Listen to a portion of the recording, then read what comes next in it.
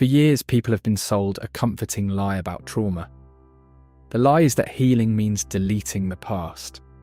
And if you cannot do that, you must be weak, broken, or stuck. But trauma does not care what you want to forget. Trauma is not a thought you can argue with. It is a psychological imprint that keeps running in the background, shaping what you fear, what you chase, what you tolerate, and what you sabotage. Carl Jung understood this with brutal clarity. If you do not make the unconscious conscious, it does not vanish. It drives you, quietly and relentlessly. And then you call it your personality, bad luck, type, anxiety, anger issues, or standards. Jung would call it possession by a complex. If you are trying to heal trauma by ignoring it, you are not healing. You are training yourself to dissociate. You are training yourself to live with a divided self. You might call it coping, but Jung would call it fragmentation. The conscious mind loves clean stories. It wants a simple narrative. It wants to say, that was then, this is now, and I am fine. But trauma does not care about your narrative. Trauma is stored as emotional charge, body memory, and meaning. A trauma you do not face becomes an inner force that acts like it has its own will. It hijacks your reactions. It turns small moments into huge storms. It makes your nervous system scan for danger, even when nothing is happening. It makes you distrust love. It makes you crave control. It makes you numb. It makes you cling. It makes you run. You can be sitting in a safe room with a safe person and still feel threatened. Why? Because the part of you that got hurt did not get updated. It is still living in the original scene. Jung had a concept that helps explain why trauma keeps returning. He called it a complex. A complex is like a knot of emotion and memory with its own gravity. When it gets triggered, it pulls you into an old state. You can be 30 years old and suddenly you're emotionally 5 again. You're not reacting to what is happening. You're reacting to what it reminds your nervous system of. You lose freedom in that moment. You become automatic and predictable. And if you do not understand what is happening, you will think it is your personality. You will say, I'm just anxious. I'm just jealous. I'm just angry. But often you are just possessed by a complex where a part of your psyche takes over because it carries unfinished pain. Think about it. Have you ever had a reaction that did not match the situation? Have you ever over-explained, shut down, panicked, exploded, people-pleased or ghosted, and then later thought, why did I do that? That is not random. That is the complex taking the steering wheel. Jung noticed something that most people hate to admit. We can be intelligent, self-aware, and still be driven by forces we do not control. That is why trauma work is not just positive thinking. It is not just insight. It is not just talking. It is a confrontation with the parts of you that were forced underground. Jung also said something that hits hard if you actually take it seriously. What you do not make conscious will be lived as fate. That means if you refuse to face your trauma, you will keep meeting it in different forms.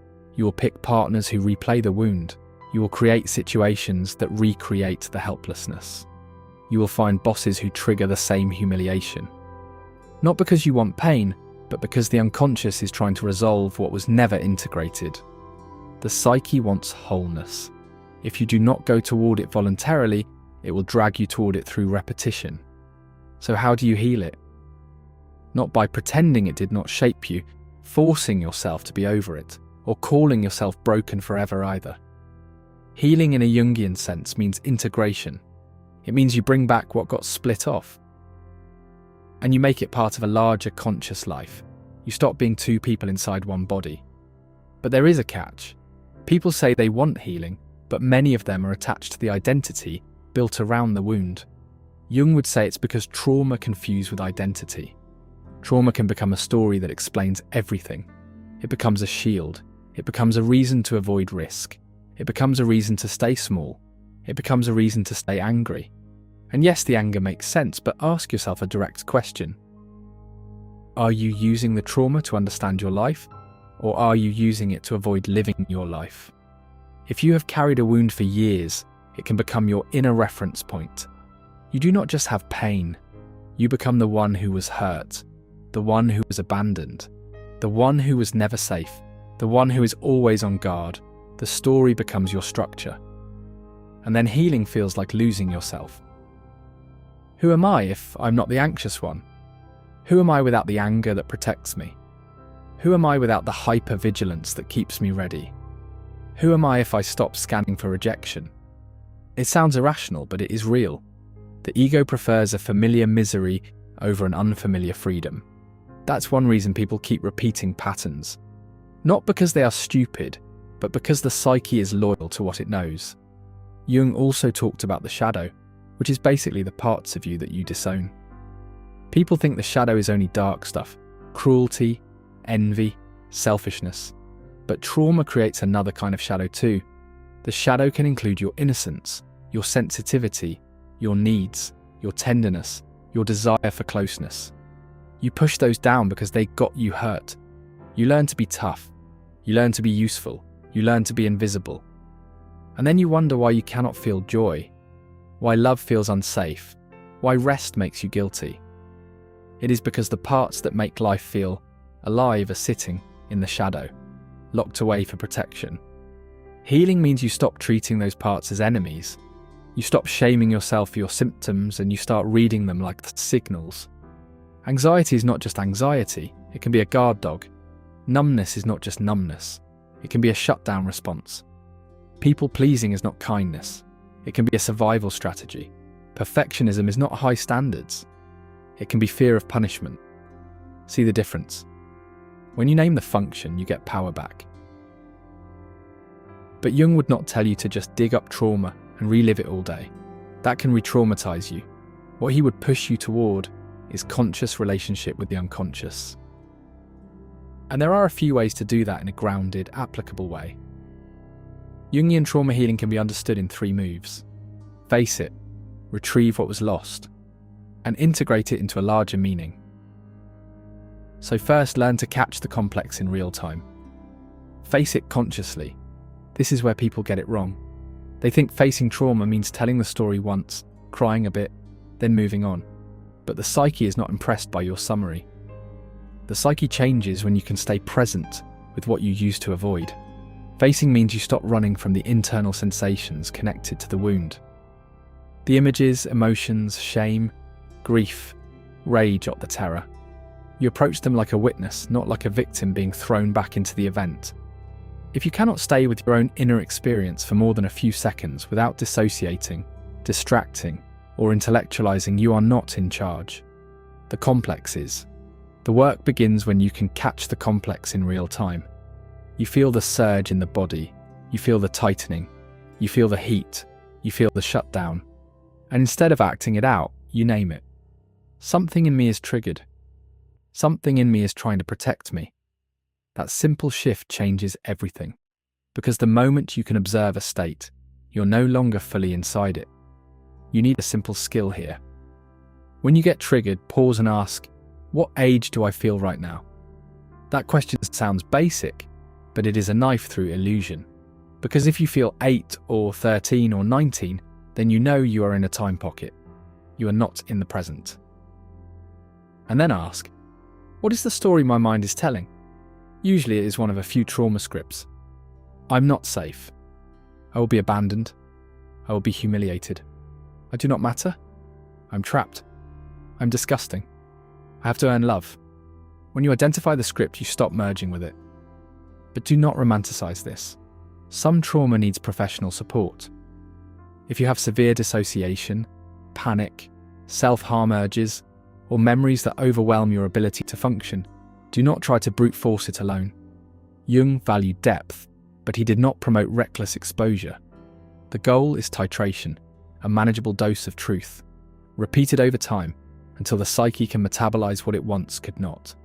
Second, retrieve what was lost. Trauma is not only about what happened, it is about what got taken from you internally.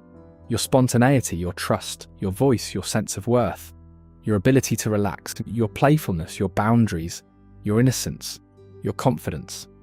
The trauma did not just hurt you, it rearranged you. Jung would say a part of your soul went missing, not in a mystical way, but in a psychological way. A part split off and went underground to survive. This is where most people stay stuck.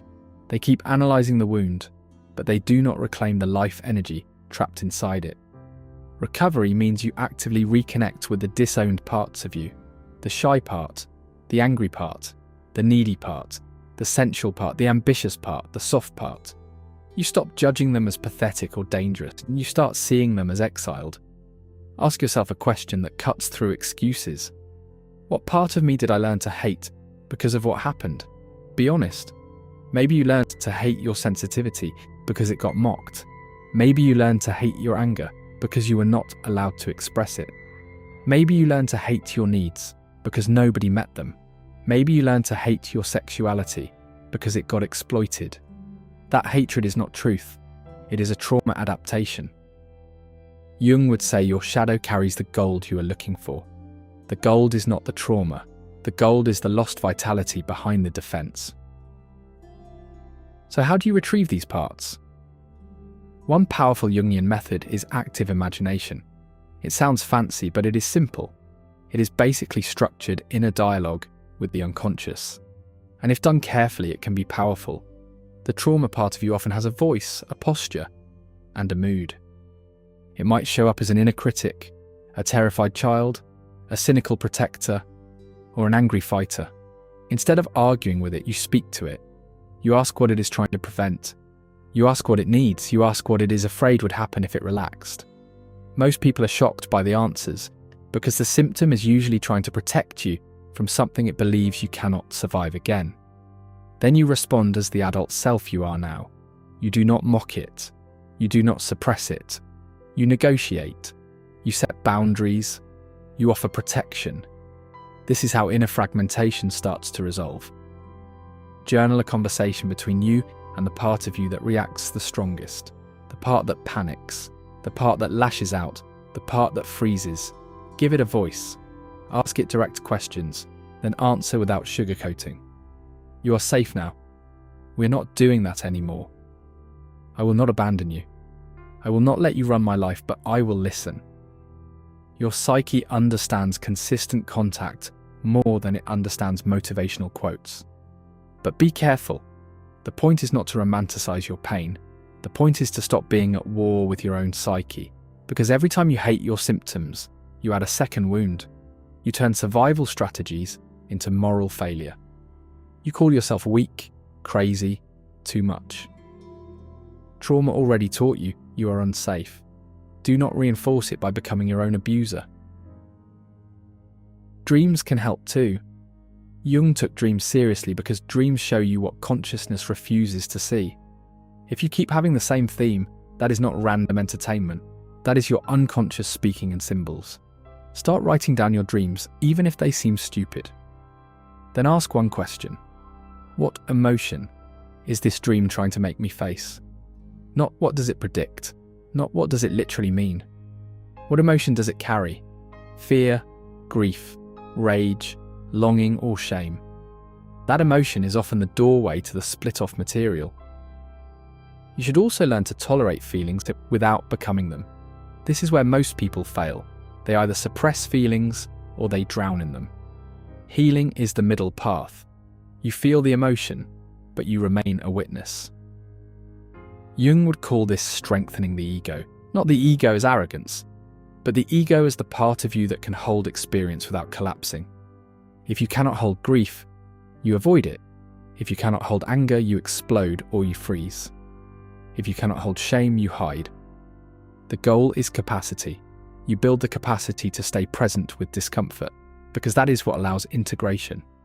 Third, integrate and create meaning symbolically. This is where Jung separates from the shallow idea of healing. He does not say, just cope better. He says, become whole. Wholeness means you can hold opposites inside you without collapsing. You can be strong and still grieve. You can be angry and still love. You can be afraid and still act. You can remember and still live. That does not mean becoming perfect. It means becoming integrated. It means you stop living as a mask.